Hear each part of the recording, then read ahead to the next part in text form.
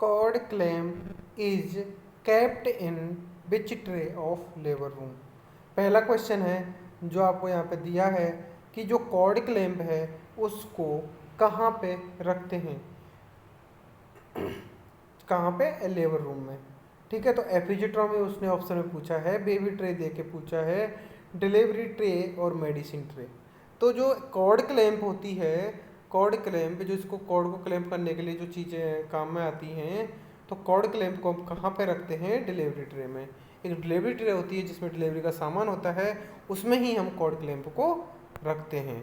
तो ये एक इंस्ट्रूमेंट है जो कॉर्ड को क्लैंप करने में काम आता है, जिसको हम डिलीवरी ट्रे में रखते हैं बिफोर डिलीवरी ऑफ बेबी और प्लेसेंटा। ये इंपॉर्टेंट था, इसलिए इसका आंसर क्या आ जाएगा, सी। नेक्स्ट क्वेश्चन की तरफ मूव करते हैं और वो है क्वेश्चन आपका, sign and symptom of fainting is not include. जो फेंटिंग का साइन और सिम्टम्स दिए हैं इनमें से कौन सा नहीं है। तो मैं बता दूं आपको, ये इसमें नॉट है और नॉट से इसमें वो एक्सेप्ट वाला जो कोई कंसेप्ट है वो यहाँ पे फॉलो होगा। मतलब जो नेगेटिव कमेंट है वो आपको यहाँ से निकालना है। ठीक है, तो ऑप्शन पढ़ लेते हैं इसमें। क्या वो अनकॉन्शियस देखने को मिल सकता है, इरेगुलर हार्ट डिजीज क्या देखने को मिल सकती हैं, नोजिया एंड डिजीनेस आपको देखने को मिल सकती है, या फिर पाल्पिटेशन देखने को मिल सकता है। तो आपको पता होना चाहिए कि जो अनफेंटिंग होता है, मैं आपको एक चीज़ और बता दूं इसमें कि जो हमारा ये जो ऑफिशियल जो ये चैनल है नर्सिंग वाईफाई, इसमें आपको जो टेस्ट सीरीज है वो यही पैटर्न में आपको देखने को मिल सकती है। इसमें हम अपनी लैंग्वेज भी चेंज कर सकते हैं जब आपको लगेगा तो इसमें जैसे डिफरेंट टाइप की लैंग्वेज दे रखी हैं और इसमें आपको ये सब चीज़ें देखने को मिलेंगी। दूसरी चीज़ें मैं और बता दूं इसमें पूरा जो फर्स्ट ऑप्शन है उससे लेके क्वेश्चन तक सब हिंदी में हो जाता है। उसके बाद में आप यहाँ से फ़ॉन्ट की जो साइज़ है वो भी आप छोटी बड़ी कर सकते हैं और टाइप भी चेंज कर सकते हैं। ठीक है, जैसे अगर मैं देखूँ तो इसमें साइज़ बड़ी हो छोटी हो जाएगी। उसके बाद में आप यहाँ से इसको बंद, ये अभी मैं इंग्लिश में कर लेता हूँ इसको। ठीक है, तो इसको आप एक बार पढ़ सकते हैं यहाँ से कि जो बेहोशी के का लक्षण और लक्षण मीन्स से साइन एंड सिम्टम शामिल नहीं है। तो ये यहाँ पे पूछा है। तो मैं आपको एक चीज़ और बता दूं, अगर हम यहाँ पे इंग्लिश में करना चाहेंगे तो आप कर सकते हो। ठीक है, तो sign and symptoms fainting is not include इन।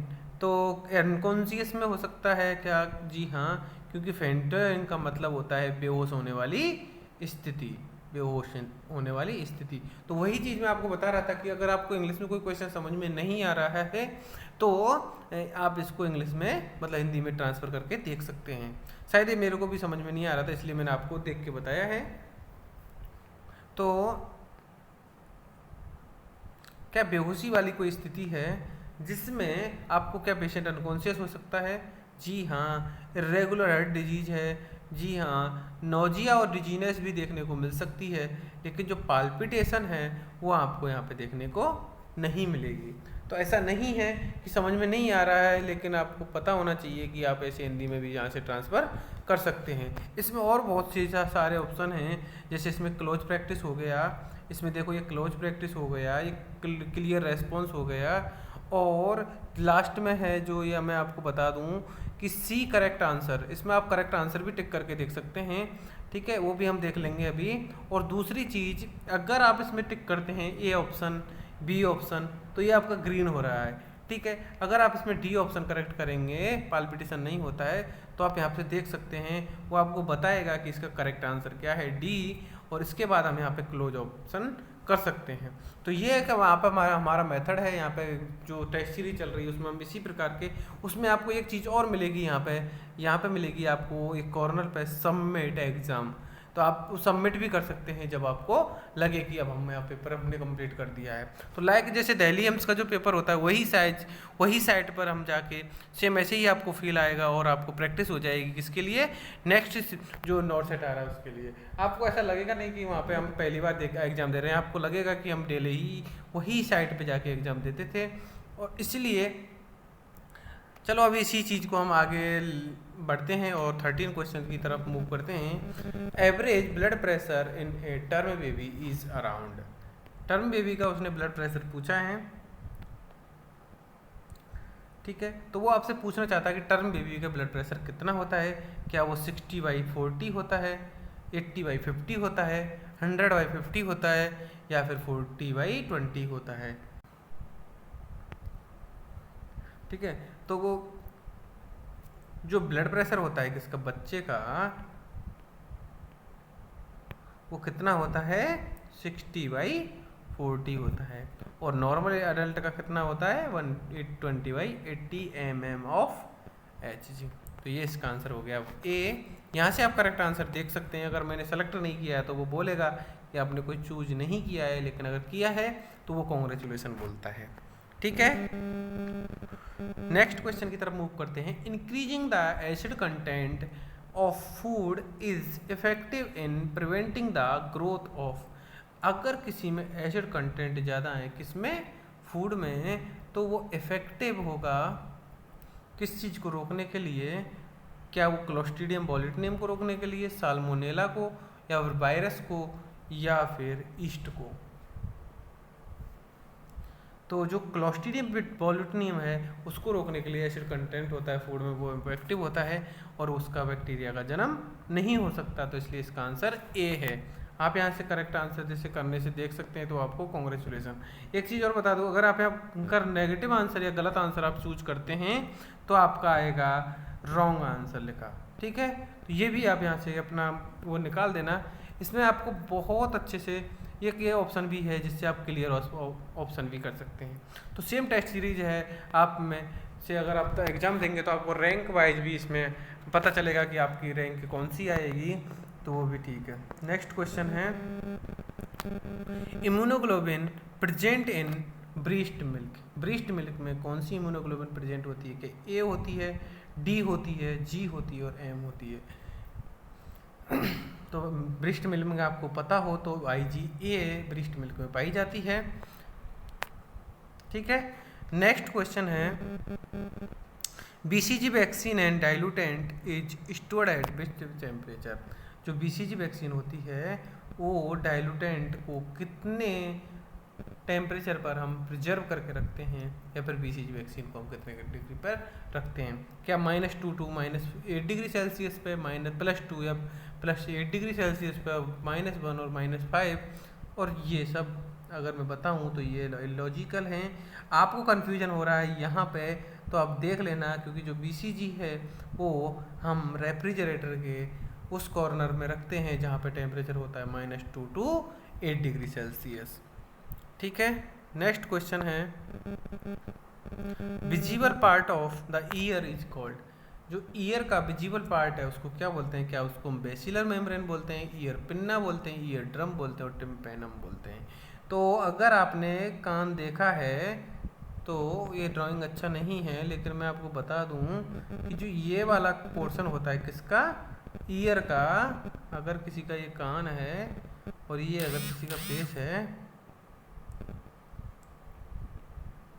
ठीक है, तो ये अगर किसी का कान है यहाँ पे, इस पोर्शन के बारे में उसने पूछा है कि जो दिखता है वो कौन सा पार्ट है, ठीक है। जो दिखता है वो पार्ट है ईयर पिन्ना, तो इसको हम पिन्ना बोलते हैं, ठीक है। अगर आपको पता नहीं है तो मैं बता दूं कि जो पिन्ना होता है वो कौन सा होता है, ये वाला पोर्शन होता है जो दिखता है। अंदर होता है उसको हम टिम्पेनम या ईयर पिन्ना या बेसिलर मेम्ब्रेन बोलते हैं। तो आपको क्वेश्चन में पूछा है उन्होंने विजिबल पार्ट, तो विजिबल जो दिखता है वही विजिबल है। आप यहाँ से करेक्ट आंसर देख सकते हैं। नेक्स्ट क्वेश्चन है, recommended amount of protein for male in gram. जो रिकमेंडेड प्रोटीन अगर पूछता है आपसे एक मेल पेशेंट के लिए ग्राम में, तो उसने 56 दिया है, 63 दिया है, 70 दिया है और 90 दिया है। तो इधर आपको कंफ्यूज नहीं होना है। तो लगभग हम 70 किलो का या 70 केजी का आदमी को क्या मानते हैं, नॉर्मल वेट मानते हैं। आपको क्या लिखना है इसमें, जब 70 केजी लिखेंगे तो आपको मल्टीप्लाई करना है 0.80 से, तो आपका निकल के आएगा 5-6। तो 5-6 क्या बन जाएगा आपको 5-6 ग्राम। तो अगर आपसे पूछे कि कितना प्रोटीन इंपॉर्टेंट है तो आप लिखना 0.8 ग्राम पर केजी। अगर आप इससे कैलकुलेट करेंगे तो 0.8 ग्राम पर केजी से तो आपका आंसर करेक्ट आंसर आएगा। अगर वो आपसे पूछता है कि आप तो ये बताइए कि अगर कोई व्यक्ति 60 केजी का है और उसके लिए रिकमेंडेड प्रोटीन का कितना रहेगा, फिर भी आपको किससे मल्टीप्लाई करना है 0.8 से, तो उस टाइम इसका जो रिकमेंडेड है वो हो जाएगा 48। अब उसने पूछा है नॉर्मल आदमी के लिए जिसमें हम एक वेट मानते हैं, वो कितना मानते हैं 70। ठीक है, तो इसलिए इसका आंसर क्या जाएगा 56। नेक्स्ट क्वेश्चन बोलते हैं कंडीशन इंडिकेटिंग एबनॉर्मलिटी इन परसेप्शन। बहुत इंपॉर्टेंट क्वेश्चन है, साइकेट्रिक से उन्होंने ये क्वेश्चन आपसे पूछना चाहता है क्योंकि साइकेट्रिक उसका फेवरेट सब्जेक्ट है, जिसमें से वो 4 या 5 क्वेश्चन तो आपको मिनिमम देगा और 10 से 15 क्वेश्चन। लास्ट जो 2022 में जो एग्ज़ाम हुआ था, ठीक है, उसमें हमने लिखा था वो एग्ज़ाम, और जब वो एग्ज़ाम लिखा तो उसमें से कम 10 to 15 जो क्वेश्चन थे वो किसके थे, साइकेट्रिक के। तो साइकेट्रिक के क्वेश्चन भी आपको सॉल्व कराए जाएंगे हमारी इस वीडियो के माध्यम से और नेक्स्ट जो वीडियो आ रही है उनके माध्यम से। तो आपको पता होना चाहिए और आपको पता भी ज़रूरी है, अगर आप सिलेक्शन चाहते हैं तो साइकेट्रिक को भी ना छोड़ें। तो इसलिए ये क्वेश्चन आया है जिसमें हम 4 टर्मिनोलॉजी सीखने वाले हैं। तो वो उसने पूछा है कि एक परसेप्शन डिसऑर्डर कौन सा है, क्या इल्यूजन है, ऑब्सेशन है, परसिक्यूशन है और कंपल्सन है। ठीक है, तो इल्यूजन किसको बोलते हैं, इल्यूजन बोलते हैं हम कि आपने अगर एग्जाम्पल सुना होगा कि सांप को रस्सी समझना, सांप को रस्सी समझना। अगर हम अंग्रेजी में एक टर्मिनोलॉजी की बात करें कि जिसमें ऑब्जेक्ट तो प्रेजेंट है बट उसका परसेप्शन कैसा है, मिसपरसेप्शन है, तो वही तो वो पूछना चाहता है कि मिसपरसेप्शन का कौन सा डिसऑर्डर है, तो वो है इल्यूजन। ठीक है, एक आता है हेलुसिनेशन। उसमें क्या होता है मैं यहीं पे क्लियर कर देता हूँ क्योंकि इसमें से बार बार क्वेश्चन वो पूछेगा, आप कंफ्यूज नहीं होना है। जो हेलुसिनेशन है उसमें क्या होता है कि ऑब्जेक्ट भी प्रेजेंट नहीं है और उसको दिखाई भी दे रहा है, तो ऑब्जेक्ट एब्सेंस है फिर भी उसको दिखाई दे रहा, तो उसको क्या बोलते हैं, हेलुसिनेशन। जैसे हम रोड पे चलते हैं तो हमको लगता है कि रोड पे पानी भरा है लेकिन जाके देखते तो कुछ नहीं है, तो ये क्या है, हेलुसिनेशन है। तो आपको पता होना चाहिए इल्यूजन और हेलुसिनेशन में। लास्ट टाइम जो 2022 में जो एग्जाम हुआ था नॉर्सेट का, नॉर्सेट 3, उसमें भी उन्होंने इसके 2 क्वेश्चन पूछे थे, हेलुसिनेशन और डायरेक्ट वो डेफिनेशन देके आपसे पूछता है। सेकंड ऑप्शन उन्होंने दिया है ऑब्सेशन। ऑब्सेशन का मतलब होता है OCD में 3 चीज़ें तो दिखा देता हूँ यहाँ पे, ऑब्सेसिव कंपल्सिव डिसऑर्डर। इसके बारे में हम थोड़ी सी चर्चा करेंगे। इसमें 2 टर्मिनोलॉजी उन्होंने पूछी है इसके रिगार्डिंग BND, तो मैं बता देता हूँ। ऑब्सेशन का मतलब है कोई काम करने की डिजायर मन में आना, डिजायर, ओके, या फिर इच्छा आना कि मुझे हाथ धोना है, तो ये है ऑब्सेशन।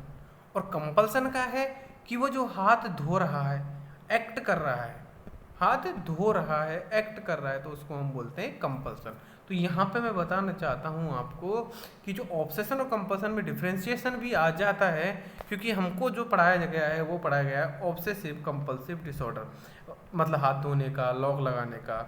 आप बार बार लॉक को देखते लगाने के बाद बार बार हाथ धोते हैं कि गंदा है गंदा है, ये नहीं है। लेकिन कई बार वो क्वेश्चन आपसे और भी डीप में जाके पूछता है, और वो पूछता है कि व्हाट इज ऑब्सेशन। तो obsession is the thought which do act, which to do act, क्या करना है, और compulsion is the act to compensate या टू कंप्लीट द ऑब्सेशन। जो ऑब्सेशन मन में आया है, जो थॉट मन में आया है, उसको कंप्लीट करना ही क्या है, कंपल्सन है और ऑब्सेशन। ठीक है, COM मतलब कंप्लीट, ये भी आप ऐसे याद कर सकते हैं। ये भी आपकी टर्मिनोलॉजी यहाँ पे खत्म होनी चाहिए। उसके बाद है परसिक्यूशन। ये एक डेल्यूजन की टर्म है जिसमें आदमी एक दूसरे के ऊपर क्या करता है, डाउट करता है। तो ये सब टर्मिनोलॉजी हम साइकेट्रिक की आपको विद इन 2 और 3 वीडियो के अंदर हम पूरी टर्मिनोलॉजी आपको दिखाने वाले हैं और समझाने वाले हैं। तो हमारे चैनल से जुड़े रहिए, चैनल को सब्सक्राइब करना ना भूलें और लाइक करते रहिए वीडियो।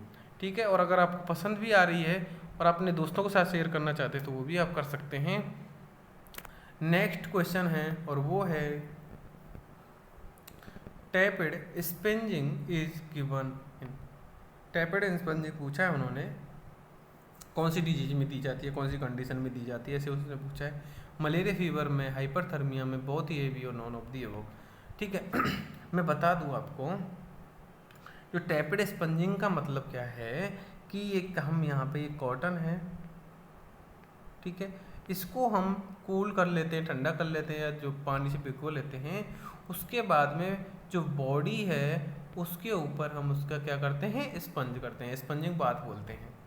ठीक है, नल का पानी लिया, टैपिड स्पंजिंग का मतलब वही है, नल का पानी लिया, इसको सॉक किया उसमें, और पूरी बॉडी को जो ठंडा करने के लिए हम एक थेरेपी बोलते हैं, उसको हम टैपिड स्पंजिंग बोलते हैं। क्या वो हम फीवर में देंगे, और वो फीवर हो चाहे कोई सी दुनिया का फीवर हो, कोई से टाइप का फीवर हो, ठीक है, उसमें भी हमको क्या देनी पड़ेगी, टैपिड स्पंजिंग, क्योंकि फर्स्ट प्रायोरिटी नर्सिंग की जो प्रायोरिटी है वो है टू रिड्यूस टेम्परेचर। तो इसलिए फीवर में आप सबसे पहले टेम्परेचर को रिड्यूस करने के लिए कोई थेरेपी होती है, वो है मलेरिया फीवर के लिए टैपिड स्पंजिंग। हाइपरथर्मिया सेम कंडीशन है, इसमें भी टेम्परेचर बढ़ा हुआ, तो सबसे पहले आपको टेम्परेचर कम करना है, वो है हाइपरथर्मिया। बोथ ये भी, इसलिए इसका आंसर जाएगा सी। और इसी के साथ आज की हमारी ये वीडियो सेशन खत्म होता है, और नेक्स्ट वीडियो में हम आपको डिस्कस करने वाले हैं साइकेट्रिक की टर्मिनोलॉजी और कुछ अच्छे क्वेश्चंस जो कि नॉर्सेट में प्रीवियस ईयर में आ चुके हैं, और आने की 99% आपको संभावना देखने को मिलेगी। ये क्वेश्चन सभी क्या है, प्रीवियस ईयर क्वेश्चन है। तो हमारी वीडियो सब्सक्राइब करें, लाइक करें और शेयर करें। Thank you.